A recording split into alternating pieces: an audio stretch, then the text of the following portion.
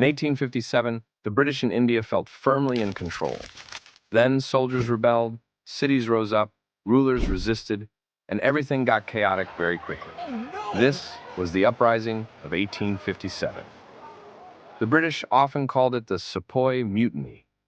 Many in South Asia remember it as the First War of Independence.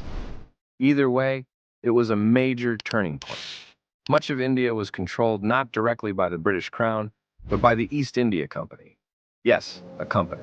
A trading company with an army, tax system, and expansion plans. And over time, more and more people grew angry with how it ruled. The rebellion did not come out of nowhere. Anger had been building for years. Rulers disliked annexations. Peasants suffered under taxes. Artisans saw industries decline. And sepoys were increasingly frustrated. So 1857 was really many grievances piling up at once. One major reason rulers were furious was the doctrine of lapse.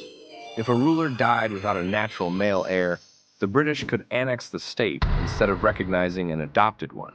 So to many rulers, this looked less like policy and more like organized political theft. Then came the immediate trigger, the Enfield rifle cartridges. Sepoys had to bite them open, and rumors spread that they were greased with cow fat and pig fat. That alarmed both Hindu and Muslim soldiers. Whether the rumor was fully true mattered less than the fact that many sepoys believed the British were disrespecting their religion. And that made the situation explosive. The first major outbreak came at Meerut in May 1857.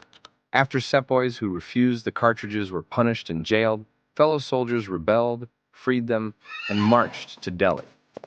At that point, this was no longer just a military dispute. It was becoming a wider rebellion.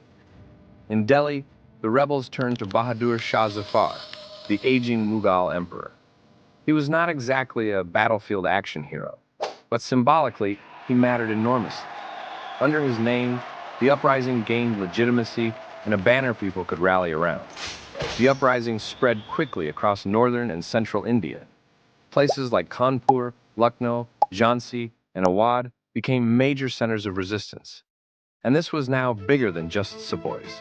Rulers, nobles, peasants, and townspeople joined too. But it was not one perfectly coordinated movement. It was a broad uprising united mostly by anger.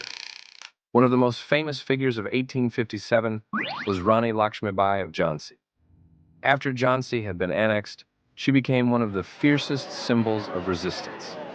A queen on horseback, fighting an empire, and becoming legendary in the process.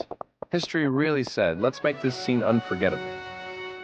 Other major rebel leaders included Nana Sahib, Tancha Tope, Begum Hazrat Mahal, and Kunwar Singh.